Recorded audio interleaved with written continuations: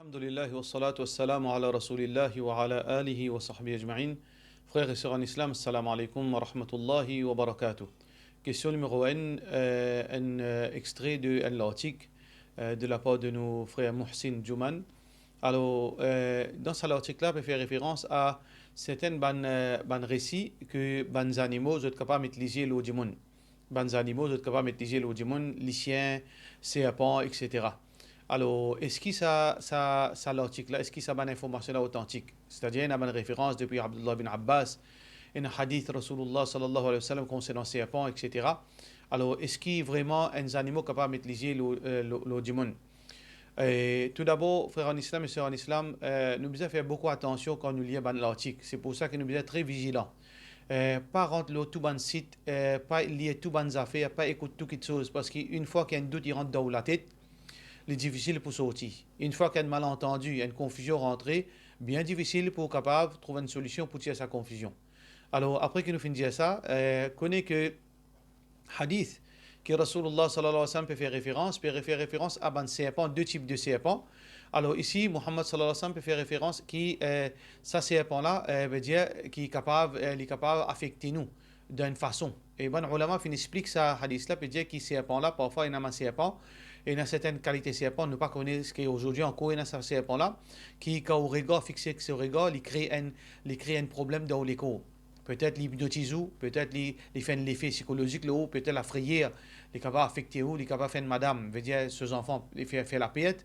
Alors ça, c'est ça qui fait mentionner par interprétation de ulama. Alors donc, ça, référence qui va nous amener pour faire croire que ça, c'est pas mettre les yeux au monde, non, il n'a rien à faire avec les yeux qui nous connaissent. Par contre, il y a un récit de la part d'Abdullah bin Abbas qui peut dire que les lycéens font partie d'un djinn et c'est territoire de ban djinn. Et le récit là, il n'est pas comme ça. Et définitivement, c'est que Abdullah bin Abbas radiyallahu anhu peut dire qu'il y a des lycéens qui font partie de ban djinn. Et il y a des lycéens qui font partie de ban djinn. Alors, donc, oui, ban ulama dit djinn met les au djimoun et djimoun met les au djimoun. Mais, alors, ces lycéens là, ils mettent les au djimoun parce qu'ils font partie de la race djinn.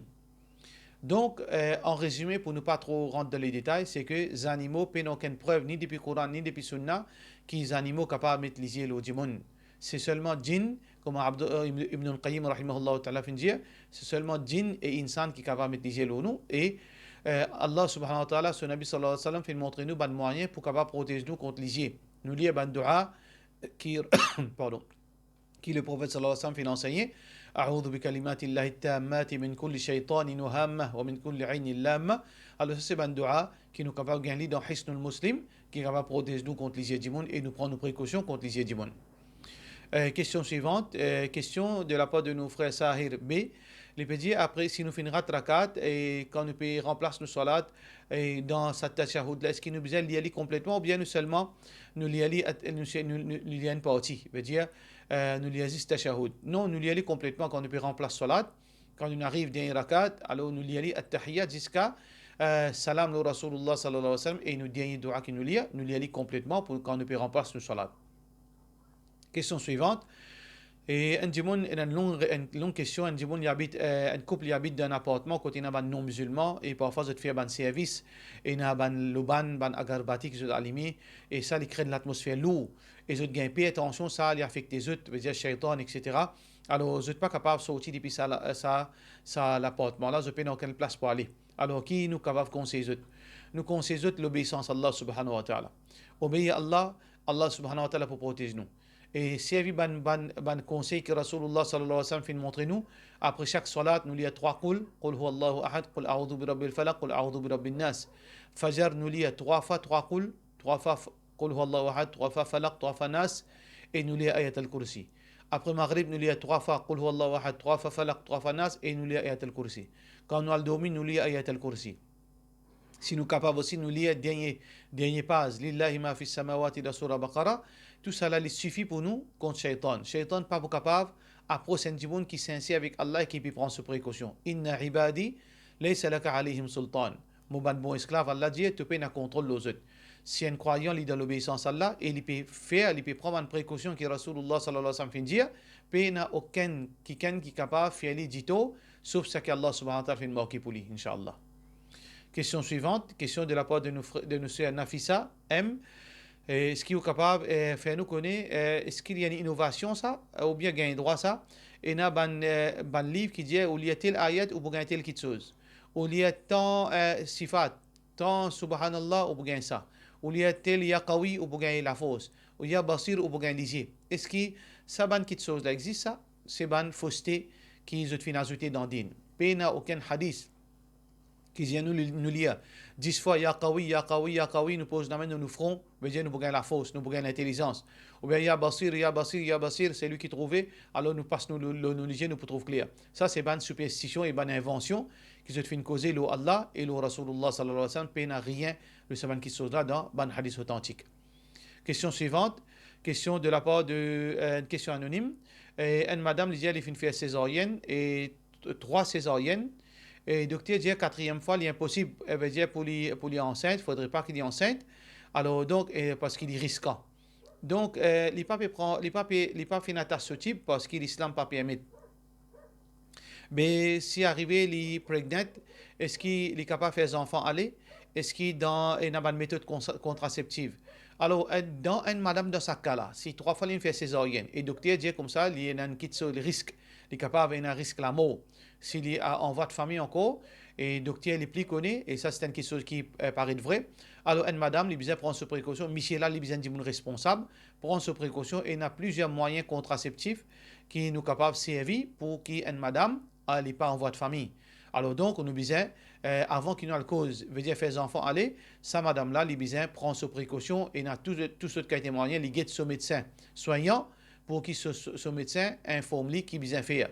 Et s'il arrive qui décalage, le médecin là lui peut donner meilleurs conseils parce qu'il y a quelque chose de médical. Alors donc, gain droit prend précaution, surtout dans ce cas, les besoins prend précaution parce que Rasulullah sallallahu alayhi wa sallam dit la darar wa la dirar. Nous pas faire dito nous-mêmes et nous pas les dito atteindre nous. Alors donc, un bon besoin prendre ses précautions, préserve sur la santé et surtout s'il y a des enfants, les besoins gardent sur la santé bien pour les capables de guider ces enfants grandis, Inch'Allah. Question suivante. Question anonyme toujours. Quand arrive un dimon solaire, il mort. Mais si un dimon les suicide, ce qui solaire est arrivé, ce rouh côte aller. Un dimon les mort, qu'on appelle les mots naturels, les mots par accident, les mots par suicide, tout cela c'est ban mot qui solaire est arrivé. Solaire est arrivé, mais seulement les fin choisir pour mot par suicide. Solaire est arrivé, les fin choisir pour mot par suicide. Allah subhanahu wa ta'ala il décide la mort du monde. Allah lui écrit comment nous pouvons, soit nous pouvons nous lili, soit nous pouvons par suicide, soit nous pouvons par la rubis, soit nous pouvons par maladie. Mais Allah subhanahu wa ta'ala il pas fait faire du monde là suicider. C'est du monde là qui vient choisir pour lui terminer sur la vie de sa façon là. Mais c'est même sur la mort qui manquait de sa vie là, de sa façon là. Basant la connaissance qu'Allah connaît, comment ça du monde là pour décider pour mort. Qui veut dire Allah avant qu'il du monde là existe, finit écrire ce destin qui est tel léa, tel jour, ça du monde là il peut pas en dire. Allah pas force pour faire ça. Allah finit connaît qui il pour faire. Donc Allah finit écrire ça qui dit bon là pour décider comment il pour finir sur la vie. Donc Allah d'une façon de parler, finit d'écrire quand il pour mort, comment il pour mort, mais la façon qu'il finit choisir pour mort, c'est ça dit bon là qui a envie de suicider. C'est pas Allah qui finit faire dire veut dire suicider. Question suivante. Question anonyme. Salam alaikum. Est-ce qu'une madame, dans sa menstruation, il a un droit à masjid, par exemple, à l'écoute Jum'a, à l'écoute Khutbah? Et il y a une grosse divergence d'opinion, la question, est-ce qu'une madame, dans ce période, il a un droit à venir dans masjid? Et l'opinion plus authentique, c'est qu'il a un droit à venir, mais seulement avec bonnes conditions. Les venir, seulement les besoin assurer qu'il n'y ait pas sale moquette dans masjid. Par exemple, si une madame, sa menstruation peut descendre, veut dire d'une façon exagérée, qu'il connaît quand il peut assister ça pour gagner le moquette, il n'a pas gagné droit à venir masjid dans ce cas-là. Il n'a pas gagné droit à une masjid dans cet état-là. Mais s'il connaît qu'il finit prendre ses précautions et sa menstruation pas descendre sa quantité-là, et il n'y a aucun risque qu'il est capable de salir masjid, dans ce cas-là, s'il peut venir du moins pour écouter causerie, ou bien il peut venir une leçon, il n'y a aucun problème de ce cas-là. Question suivante. Toujours question de la part de nos frères Ousmane. K. Salam alaikum. Est-ce qu'il est capable de manger côté un Kadjani? Alors, si vous pouvez dire acheter manger qui, par exemple, les pécuits, du riz, friamine, etc., les pécuits gâteaux, alors, il n'y a aucun problème. si vous connaissez, vous n'avez aucun soupçon de ça pour faire audito. Il n'est pas pour mettre poison de manger, il n'est pas pour faire quelque chose qui n'a pas besoin de manger. Donc, s'il y a un monde, par exemple, il y a un emplacement, il y a un restaurant, alors il peut plus manger, il peut plus manger comme ça, il n'y a aucun problème qu'il mange côté lui. Mais si vous pouvez manger, veut dire il peut faire kurbani. Et il peut donner la viande pour manger, ou bien il fait kurbani, il coupe ça manger, il coupe ces animaux-là lui-même, et il coupe, il peut donner ou pas gagner droit à manger. Qui veut dire, si un Kazani fait négoce un animaux, on n'a pas gagné droit mange de ces animaux-là.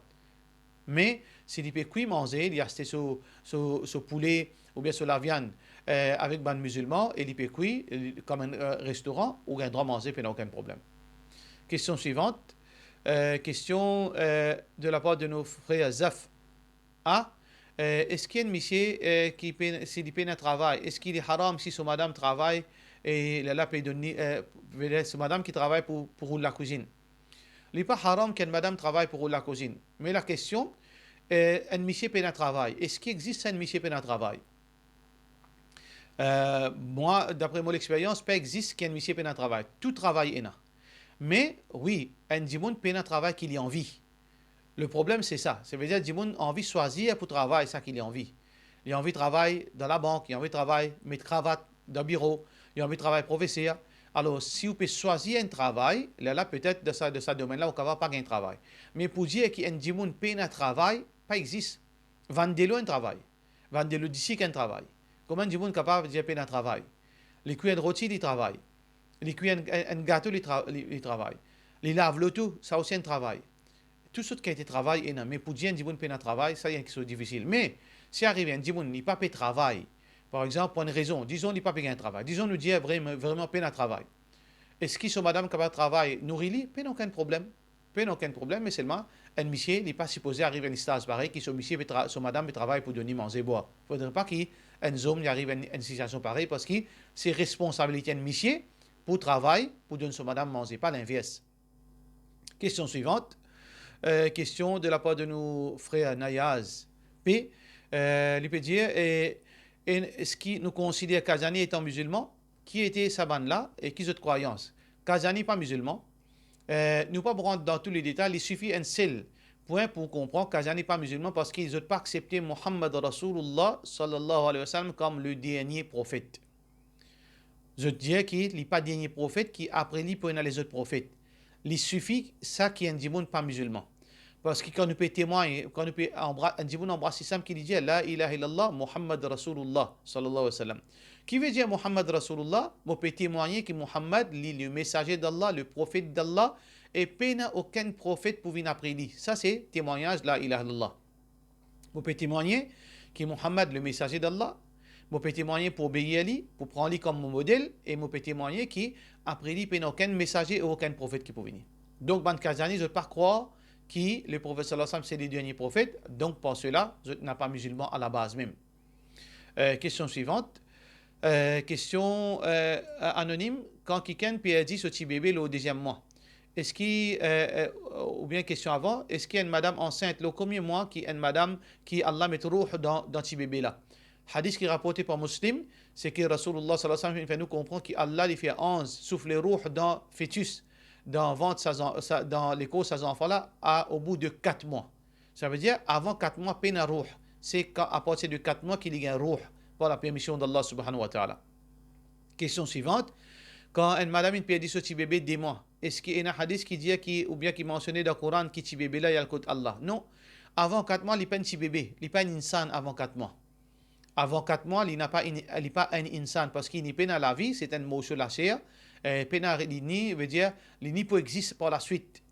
Un enfant ou bien un fœtus qui n'a pas fini formé avant 4 mois, il finit fini désintégré, il finit fini mort, alors il n'est pas considéré un être humain, qui veut dire il n'est pas pour vivre ni dans le delà ni dans le dunya, il n'est pas considéré la vie humaine.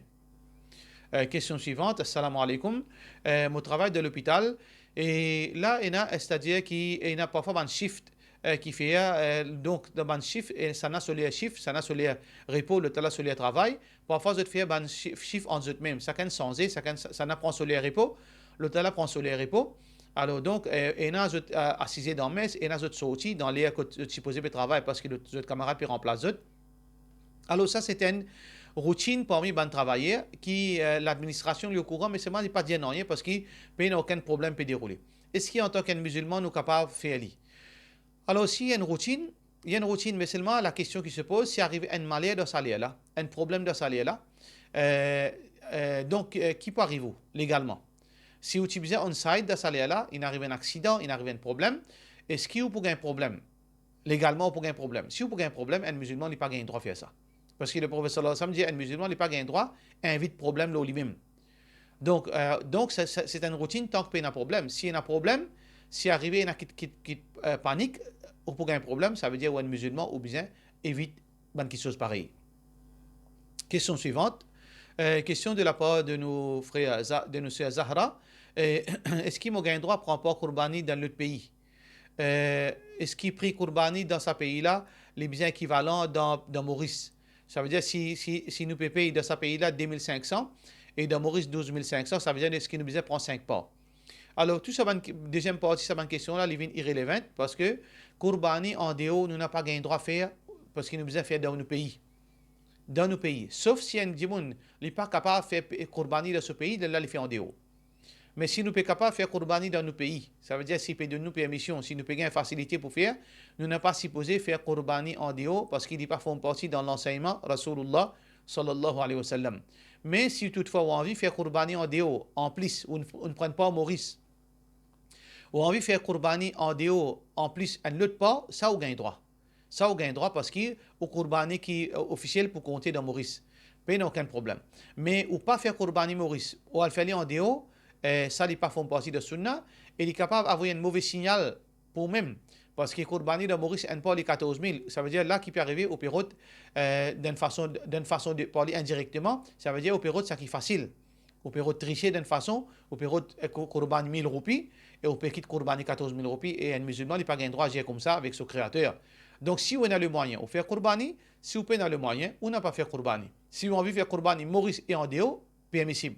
Mais si c'est Qurbani en déo, ils ne font partie dans l'enseignement Rasulullah sallallahu alayhi wa sallam. Pour cela, nous disons, wassalamu alaikum wa rahmatullahi wa barakatuh.